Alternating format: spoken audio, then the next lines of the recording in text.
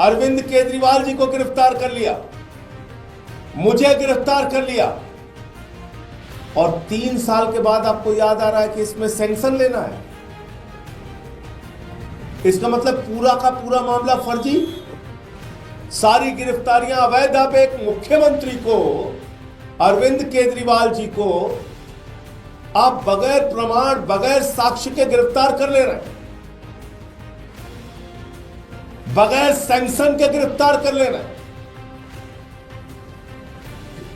ये क्या हो क्या रहा है इस देश के अंदर?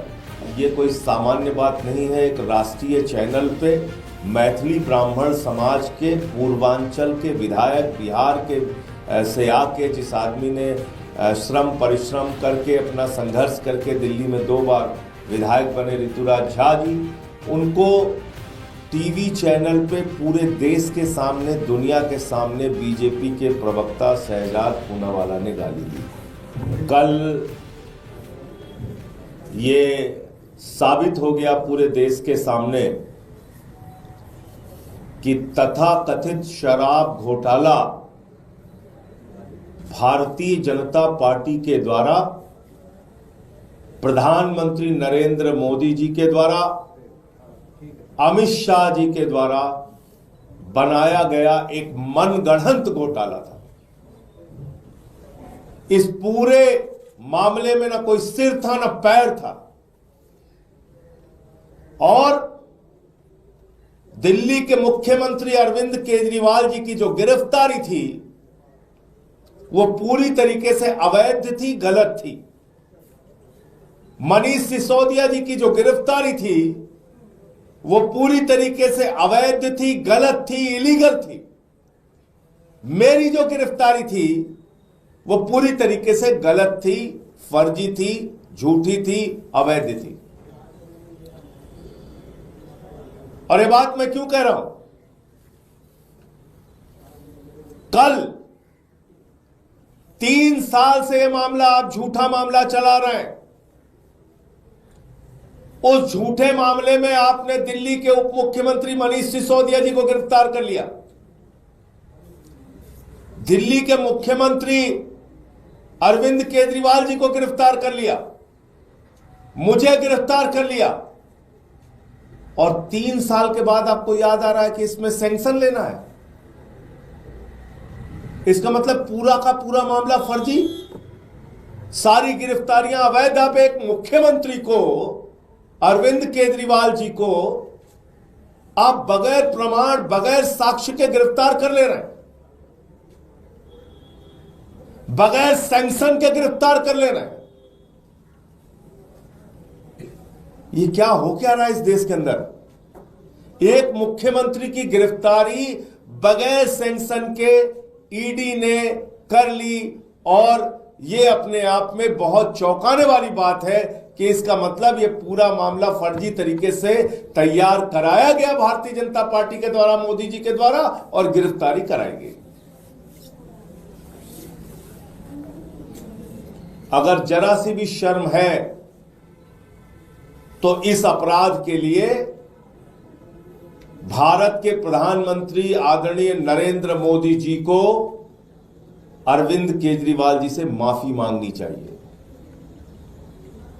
उन्होंने अपराध किया है, गुनाह किया है, इस बात के लिए माफी मांगनी चाहिए।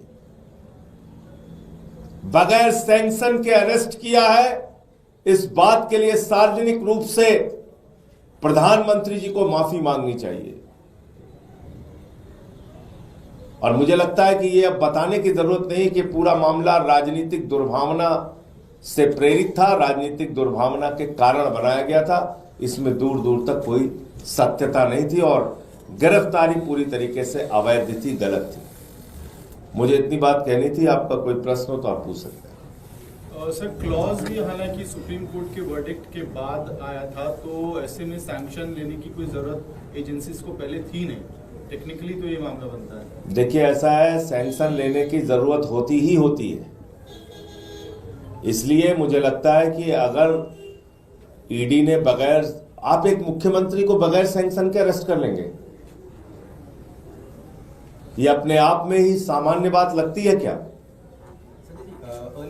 raised this issue as one of the grounds in the Supreme Court, also saying that the entire case has to be squashed because there was no prosecution sanction.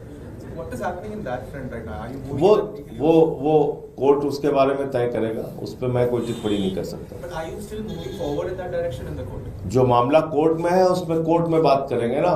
मैं तो बात कर रहा हूं लीगैलिटी की।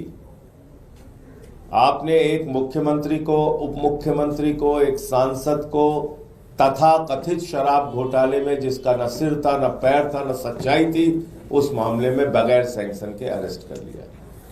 ये पूरा मामला। कल आपने एक ट्वीट किया जिसमें दिल्ली के जो चुनाव अधिकारी हैं उनके हैंडल से आरटी किया गया था बीजेपी का एक, आपने उस पर सवाल भी खड़े किए थे। सवाल क्या, आप तो ये मतलब वो जो यहाँ का जिला निर्वाचन अधिकारी है वो तो खुलेआम अब कह रहा है कि जब प्यार किया तो डरना क्या, तो खुल के सामने आ गया मैदान में।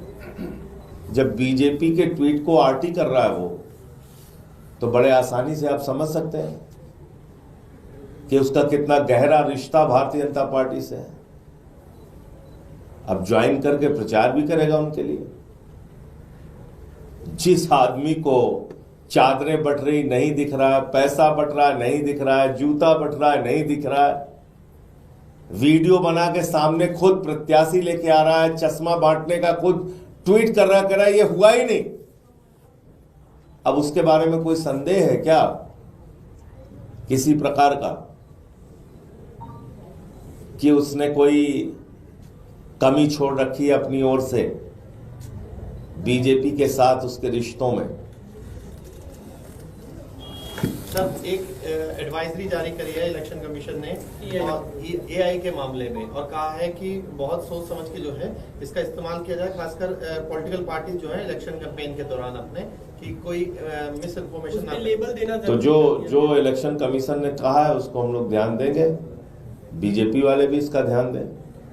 सर, आप लोग बीजेपी पे मैथिली समाज, पूर्वांचली समाज का अपमान करने का आरोप क्यों लगा रहे हैं, और आज कोई विरोध प्रदर्शन की भी तैयारी है क्या?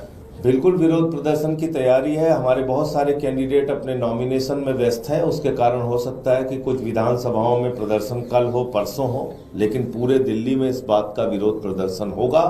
और ये कोई सामान्य बात नहीं है। एक राष्ट्रीय चैनल पे मैथिली ब्राह्मण समाज के पूर्वांचल के विधायक, बिहार के से आके, जिस आदमी ने श्रम परिश्रम करके अपना संघर्ष करके दिल्ली में 2 बार विधायक बने, ऋतुराज झा जी, उनको टीवी चैनल पे पूरे देश के सामने, दुनिया के सामने बीजेपी के प्रवक्ता शहजाद पूनावाला ने गाली दी, और इतनी अभद्र गाली कि मैं आपके कैमरे के सामने बोल भी नहीं सकता।